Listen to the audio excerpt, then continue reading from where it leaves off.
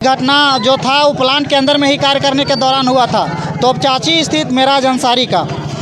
उसमें से आप आए भी नहीं थे, कंपनी के गेट में धरना भी नहीं दिए थे और आप पर केस कर दिया जाता है। इस पर क्या बोलिएगा? देखिए, सबसे पहले ये तो सोची समझी साजिश है और वही साजिश के चलते हमारा एफआईआर हुआ है। तो सही मायने में कहा जाए तो कहीं से भी ये प्रशासन का ये रोल नहीं बनता है कि वो मेरे नाम पर एफआईआर करे। और एफआईआर किया है तो पता नहीं किनके इशारे पर किया है नहीं किया है, लेकिन सच अगर कहा जाए तो प्रशासन या फिर जो पक्ष की जो पार्टी है, विपक्ष की जो पार्टियां हैं, सभी को डर है, खौफ है। जयराम महतो का जितने भी दल से जितने भी लोग हैं, एक एक पब्लिक जो है, सब टाइगर जयराम महतो इसलिए केस मुकदमा से डरने वाले में से नहीं है। और अगर ऊपर वाला का आशीर्वाद रहेगा, अगर हमारा सीट आता है आने वाले समय में, तो वैसे पुलिस पदाधिकारियों को भी हम लोग सबक सिखाने का काम करेंगे, इसमें कोई दुराय नहीं है। हम लोग पुलिस या फिर कोई भी अधिकारियों से हम लोग को कोई डर नहीं है, क्योंकि हम लोग एक लोकतंत्र के लिए लड़ रहे हैं। राजनीतिक जो है झारखंड की जो है दशा दिशा के लिए लड़ाई लड़ रहे हैं, इसलिए केस जितना उनको करना है केस करे, मुकदमा करे, कोई फ़र्क पड़ने वाला नहीं है। वो अपना पूरा जितना करने का उनका क्षमता है करे। हम लोग डायरी में मेंटेन करते रहेंगे कौन केस का कौन तारीख को हमको जाना है कोर्ट में, फ़र्क पड़ने वाला नहीं है। जोहार, नमस्कार दोस्तों। आज है 30 अप्रैल और आज हम आए हुए हैं, संजय मेहता का नॉमिनेशन रैली था डीसी कार्यालय में। देख सकते हैं यहाँ पर लोगों का भीड़। अभी जिस प्रकार से संजय मेहता का नॉमिनेशन रैली में उमड़ पड़ा है, उसी दरम्यान में गोला से चलकर आए हुए हैं पांडव महतो जी, जो कि गोला प्रखंड का प्रभारी भी बनाए गए थे। आज हम चुनाव का बात ना करके एक पुरानी मुद्दा पर बात करने वाले हैं। वो मुद्दा यह है कि पिछला 1 अप्रैल को तोपचांची स्थित मेराज अंसारी नामक युवक का सिकनी स्थित क्लासिक कोल में कार्यक्रम के दौरान ही, मतलब उसका देहांत हो गया था। कार्य करने के दौरान ही मेराज अंसारी का देहांत हो जाता है कंपनी के अंदर में ही। उसी को मुआवजा दिलाने के लेकर 1 अप्रैल को क्लासिक कोल सिकनी में गेट के समीप धरना दिया गया था, जिसमें पांडव कुमार महतो जी उपस्थित भी नहीं थे, ये अपने घर में थे। किंतु रजरप्पा थाना द्वारा फर्जी केस में पांडव महतो जी को फंसाया गया है। आइए बातचीत करने का प्रयास करते हैं, जानने का प्रयास करते हैं कि क्या इनका राय है इस विषय में। सबसे पहले जोहार दादा। जोहार। दादा,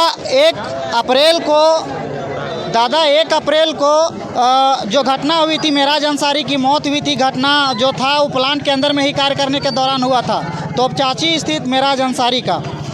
उसमें से आप आए भी नहीं थे, कंपनी के गेट में धरना भी नहीं दिए थे और आप पर केस कर दिया जाता है। इस पर क्या बोलिएगा? देखिए, सबसे पहले ये तो सोची समझी साजिश है और वही साजिश के चलते हमारा एफआईआर हुआ है। तो सही मायने में कहा जाए तो कहीं से भी ये प्रशासन का ये रोल नहीं बनता है कि वो मेरे नाम पर एफआईआर करे।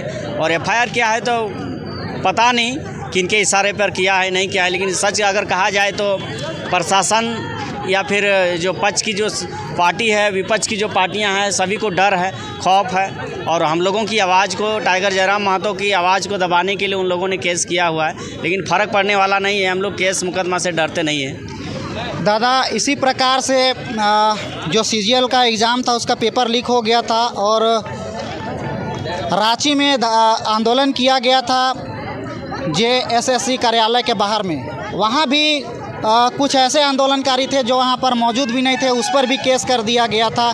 एग्जाम्पल के तौर पर आपको हम सानिया परवीन का देना चाहेंगे, जो रामगढ़ शेरनी के नाम से जानी जाती है। वो पहुँचती भी नहीं है वहाँ उस धरना में, और फिर भी उसका नाम जो दे दिया जाता था।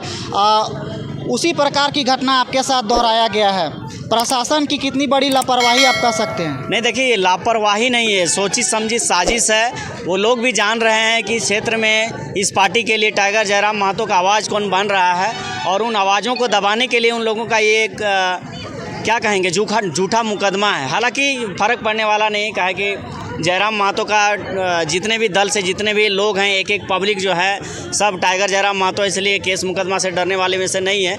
और अगर ऊपर वाला का आशीर्वाद रहेगा, अगर हमारा सीट आता है आने वाले समय में तो वैसे पुलिस पदाधिकारियों को भी हम लोग सबक सिखाने का काम करेंगे, इसमें कोई दो राय नहीं है। हम लोग पुलिस या फिर कोई भी अधिकारियों से हम लोग को कोई डर नहीं है, क्योंकि हम लोग एक लोकतंत्र के लिए लड़ रहे हैं, राजनीतिक जो है झारखंड की जो है दशा दिशा के लिए लड़ाई लड़ रहे हैं। इसलिए केस जितना उनको करना है केस करे, मुकदमा करे, कोई फ़र्क पड़ने वाला नहीं है। वो अपना पूरा जितना करने का उनका क्षमता है करे। हम लोग डायरी में मेंटेन करते रहेंगे कौन केस का कौन तारीख को हमको जाना है कोर्ट में, फ़र्क पड़ने वाला नहीं है। लेकिन उनका जवाब बहुत ही जल्द मिलेगा और ऊपर वाला देख रहा है, जनता भी देख रहे हैं। ऐसा होगा कि वो पुलिस लोग जो अभी नेता के इशारे में चलते हैं, वो पुलिस लोग के समय एक बार ऐसा होगा कि गली गली में दौड़ा के छोड़ देंगे हम लोग। दादा, इस घटना के पीछे किसका हाथ हो सकता है, इस प्रकार की फर्जी केस के पीछे? देखिए, वो तो हम अभी स्पष्ट नहीं कर सकते हैं। हालांकि हमको पूरा पता है किसने किया है, नहीं किया है, वो सारी चीज़ हमको पता है। लेकिन हम ये नहीं कह सकते हैं, चूँकि ये चुनाव हम लोग भी लड़ रहे हैं, राजनीतिक पार्टियां हैं, जेबी केसेस भी चुनाव लड़ रहा है, इसलिए समय आने पर सब खुलासा हो जाएगा। लेकिन वैसे चोर पुलिस पदाधिकारियों को ऐसा लगाम लगाएंगे कि वो लोग भी समझ पाएंगे। दादा, कोई भी केस किया जाता है तो उसके लिए कोर्ट में एविडेंस की ज़रूरत पड़ती है। जब आप वहां पर मौजूद ही नहीं थे तो पुलिस प्रशासन क्या सबूत लाएगी और क्या सबूत वहां पर पेश करेगी कि आप पर जो है चार्ज चार्ज कर पाए? देखिए, हम तो पुलिस प्रशासन को खुला चुनौती देंगे, कहीं भी, चाहे ये गोला में हो, जिला में हो, राज्य में, कहीं भी पुलिस प्रशासन को हम उस केस के लिए खुला चुनौती देंगे कि मेरा केस के लिए एक वीडियो क्लिप या एक फ़ोटो भी अगर सबूत के तौर पर देगा तो हम इसके लिए मान जाएंगे। और अगर उनके पास मेरा कोई भी सबूत नहीं है और फर्जी हमको केस किया हुआ है तो फिर वो पुलिस के नाम पर कलंक है। दादा, इस प्रकार से फर्जी केस करके जो है आम नागरिक को परेशान किया जाता है प्रशासन के द्वारा, तो ऐसे कानून व्यवस्था पर आप क्या टिप्पणी कीजिएगा? देखिए, ये कानून व्यवस्था है जो ये कहा जाए तो एक कठपुतली बनी हुई है। यहाँ का, इस राज्य का, इस देश का जो कानून है कठपुतली बना हुआ है और कानून अपना निष्पक्ष काम नहीं कर रहा है। इसी के चलते निर्दोष लोगों को फंसाया जाता है।